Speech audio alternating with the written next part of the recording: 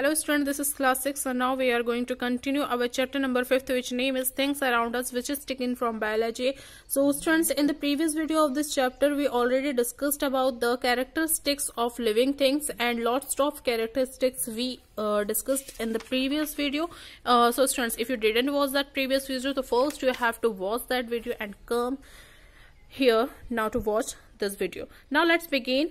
And today we are going to discuss about the non-living things, that means the characteristics of non-living things.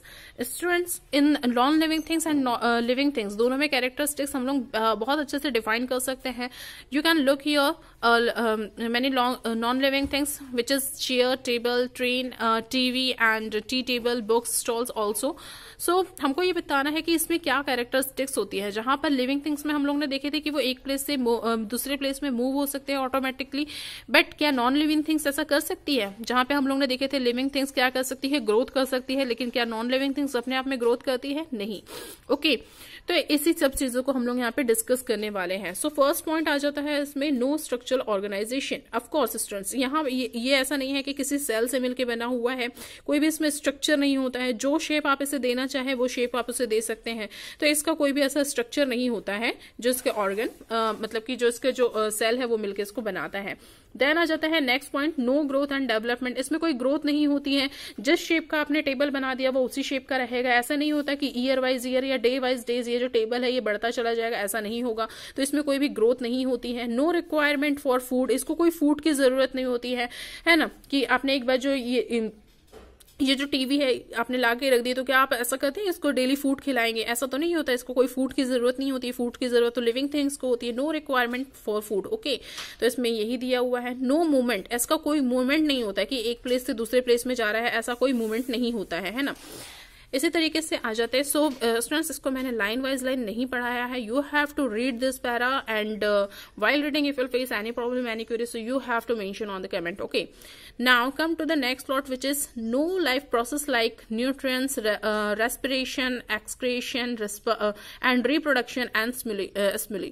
Okay, तो हम लोग ने ये पूरी processes देखा था किसमें, लिविंग थिंग्स में, कि किस तरीके से वो न्यूट्रिएंट्स की जरूरत होती है, रेस्पिरेशन की जरूरत होती है, मतलब कि ब्रीदिंग की जरूरत होती है, एक्सक्रिएशन जिस तरीके से जो लिविंग ऑर्गेनिज्म से वो अपना वेस्ट किस तरीके से एक्सक्रेट करते हैं, उसी तरीके से रिप्रोडक्शन अपने ही जैसा दूसरा रिप्रोडक्ट ऑर्गेनिजम्स बनाते हैं, है ना.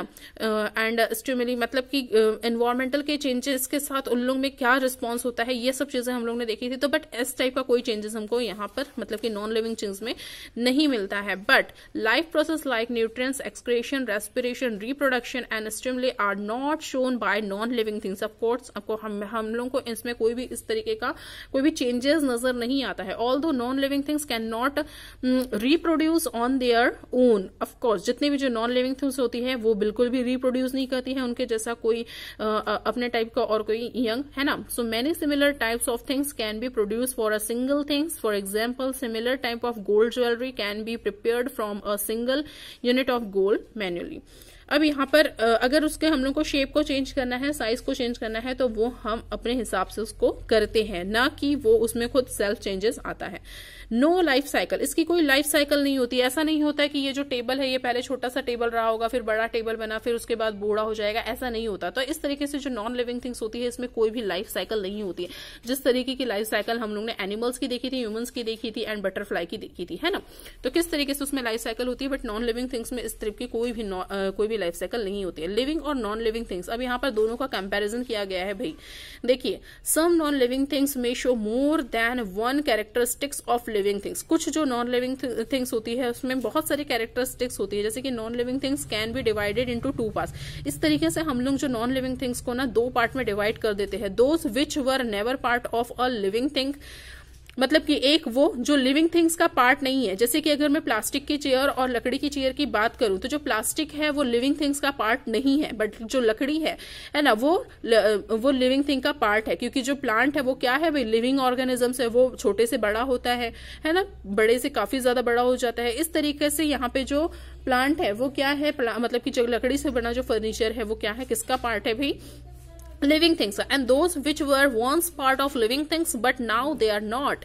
और कुछ ऐसी चीजें हैं जो पहले मतलब अगर हम लोग ने इसको दो पार्ट में डिवाइड कर दिया तो एक जो है जो नॉन लिविंग थिंग्स का पार्ट है और एक जो है लिविंग थिंग्स का पार्ट है। जैसे कि पेपर है ना, ये जो हमारे जो पेपर बने हुए हैं, जो आपकी बुक्स प्रिंट की गई है, तो ये जो कागज बने हुए हैं, जो पेपर बने हुए हैं, ये ट्री से बने हुए हैं। पहले ये किसका, पहले ये लिविंग थिंग्स का पार्ट थे, जब पेपर बनने के बाद ये नॉन लिविंग थिंग्स हो गए। ऐसा तो नहीं होता कि आपने A4 साइज का पेपर लिया तो वो A6 साइज या फुल साइज बन जाता है, ऐसा नहीं होता ना, है ना। तो पहले जो पेपर था वो एक पार्ट था किसका, प्लांट का। प्लांट क्या करता था, ग्रो करता था, बट जब हमने उसको कट कर दिया तो उसकी जो लाइफ है वो क्या हो जाती है, वहां पे खत्म हो जाती है ना। जैसे कि jam is also non living but it is made from fruit of plant. जो आप लोग जैम ब्रेड खाते हो तो ये जो जैम है ये फ्रूट से मिलके बना हुआ है। जब तक कि वो फ्रूट था वो लिविंग था, जब तक कि वो ट्री में लगा था वो लिविंग था, लिविंग ऑर्गेनिज्म था। बट जब वो कट हो गया, उससे कोई थिंग्स बन गई तो वो क्या हो गया भाई, नॉन लिविंग थिंग्स हो गया। Things like would, leather, wool, fur and silk were once living because they were a part of living things. In the present form, they are not capable of showing any characteristics of living organisms, so they are considered as non-living things. Coal and petroleum are made from the living organisms, which died millions of years ago. Hence, these things are non-living things. तो इस तरीके से हम लोग ने इसको दो part में डिवाइड कर दिया है। वो चीजें जो लिविंग थिंग्स से मिलके बनती है बट बाद में वो किसी भी उसमें कोई भी मूवमेंट नहीं होता है, यानी कि नॉन लिविंग हो जाती है। और एक वो थिंग्स जो क्या हो जाते हैं भी नॉन लिविंग थिंग्स से ही बनते हैं। ओके, अब यहाँ पे टर्न आ जाता है किसका, सीड्स का। सो हमको ये बताना है कि जो सीड है वो क्या लिविंग थिंग है या नॉन लिविंग थिंग है। देखते हैं भाई इसके बारे में। So, as we have discussed in the above paragraph, non-living things do not show all the characteristics. Of course, जिस तरीके से हम लोग को पता है कि non-living things की कोई भी characteristics नहीं होती है, मतलब कि ना कोई उसमें movement होता है, ना उसको food की require होती है, ना उसमें कोई growth होती है, ना development होती है, ना excretion की, उसकी production की, इस तरीके से कोई भी चीज की उसको जरूरत नहीं होती है। इसी तरीके से seeds do not show any characteristics, growth, movement, reproduction, nutrients, excretion. इसी तरीके से जो हमारे सीड्स होते हैं ना भाई, इसमें भी इस तरीके की कोई भी कैरेक्टरिस्टिक्स नहीं होती। However they perform respiration which can be felt from the warmth of a seed cell. They also germinate under the suitable condition to grow into plant. But जब ये जो सीड है वो उसको अगर थोड़ा सा मॉइस्चर मिल जाता है तो उसके अंदर का जो प्लांट है वो क्या हो जाता है, उसके अंदर का जो प्लांट है वो जर्मिनेशन के थ्रू ग्रोथ होने लगता है। इसी तरीके से बारी आ जाती है वायरस की। अ यूनिक माइक्रो ऑर्गेनिजम्स, ये एक यूनिक माइक्रो ऑर्गेनिजम्स होते हैं। अगर हम लोग देखें इसमें micro organisms are tiny organisms invisible to the naked eye. Of course student, जो माइक्रो ऑर्गेनिजम्स होते हैं ना, ये बहुत ही छोटे छोटे ऑर्गेनिजम्स होते हैं जिसे हम लोग अपनी नेकेड आई से नहीं देख सकते हैं। विदाउट माइक्रोस्कोप की हेल्प से हम लोग इसे नहीं देख सकते हैं, है ना। तो ये जो माइक्रो ऑर्गेनिजम्स होते हैं इसे देखने के लिए हमको माइक्रोस्कोप की जरूरत होती है, ऐसे किसी पार्ट की जरूरत होती है जिससे हम लोग इसको इजिली देख सके।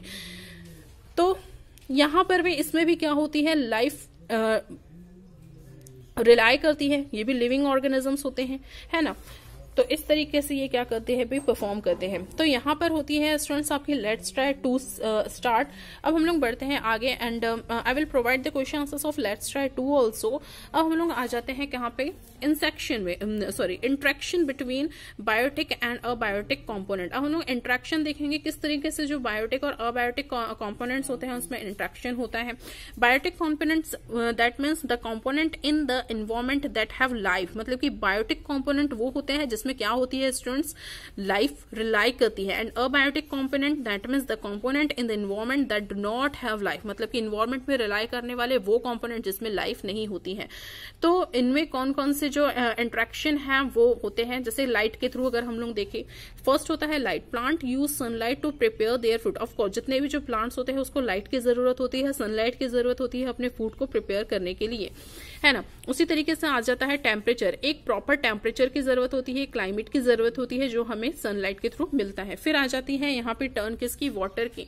जितना भी जो एनवायरमेंट में वाटर है, जब तक कि वो मतलब कि वाटर की भी लिविंग ऑर्गेनिजम्स जितने भी जो अर्थ में लिविंग ऑर्गेनिजम्स रिलाई करते हैं उन्हें वाटर की भी जरूरत होती है। उसी तरीके से टर्न आ जाती है हमारे एयर की एंड सॉइल की।